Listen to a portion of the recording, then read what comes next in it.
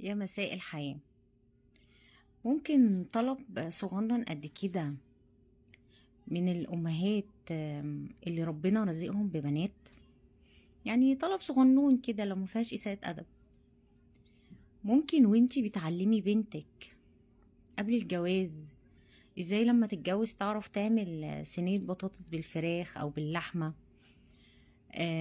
وازاي طول الوقت بوتاجازها ده لازم يكون بيلمع، وازاي على طول لازم شقتها وحمامها يبقوا نضاف وريحتهم حلوة.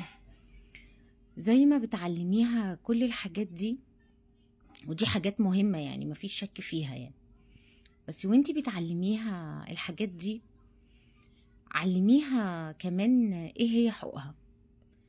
يعني زي ما بتعلميها ايه هي واجباتها بعد الجواز، أرجوكي علميها كمان ايه هي حقوقها.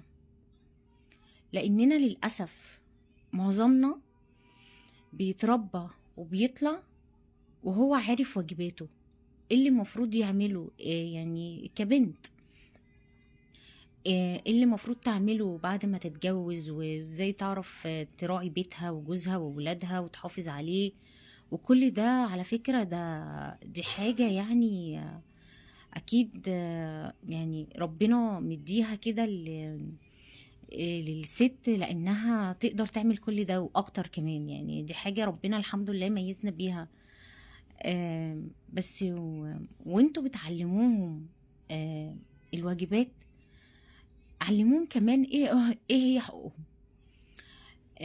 لان في الاخر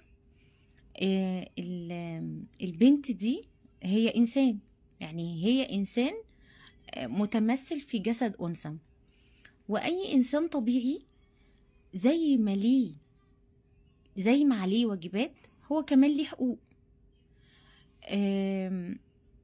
لان فكرة ان هي ما بتبقاش عارفة حقوقها، بعيدا بقى عن ان هي بتفضل طول الوقت شمعة تحترق من اجل الاخرين وطول الوقت هي بتجري كده في ماراثون عشان تلحق تخلص اللي عليها وما بيخلصش. لا،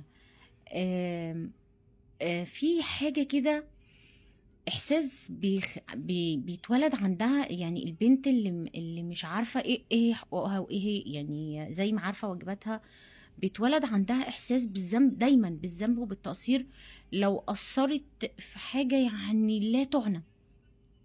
لو والتقصير ده بيجي مثلا بسبب ان هي تعبانة او مرهقة. لا، ازاي انا نسيت احط ما احطش الفاكهة اللي بيحبها ابني مثلا في اللانش بوكس وهو رايح المدرسة. ازاي نسيت اكوي بنطلون جوزي. فدايما عندها احساس بالذنب والتقصير، يعني حتى لو هي مولعة العشر صوابع شمع زي ما بيقولوا. لا، هي مش لان هي يعني هي اتربت وكبرت واتعلمت ان انت المفروض تعملي ان انت سوبر مان او سوبر وومن بقى، يعني انت سوبر وومن. انت المفروض تعملي كل حاجة والسوبر وومن دي ما بتتعبش وما بتزهقش. ويعني ايه النهاردة انا مرهقة، ويعني ايه النهاردة ماليش مزاج مثلا اذاكر للولاد، ويعني ايه النهاردة ماليش مزاج او تعبانة او ما عنديش طاقة. لا لا، ما ينفعش.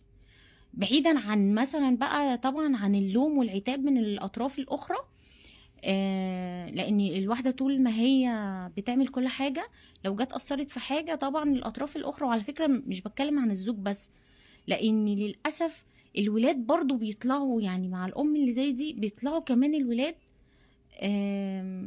هم شايفينها طول الوقت ان هي سوبر ماما. ماما ما ينفعش تقول ان هي تعبانه او مش قادره. فللاسف بيطلع يعني كمان الولاد طول الوقت يعني انت ما ينفعش تقولي انا مش قادره اعمل لكم كذا. فده بيديها احساس بالذنب زياده مضاعف. فدايما وانتوا بتربوا بناتكم على ازاي تفتحي بيت وازاي تبني اسره، علموهم يقولوا ستوب وفاصل ونعود. يعني انت ليكي حق، انت ليكي حق تعملي فاصل، انت ليكي حق النهارده تقولي انا مش قادره. بس كده، ما عنديش كلام تاني اقوله، ارجوكم يعني.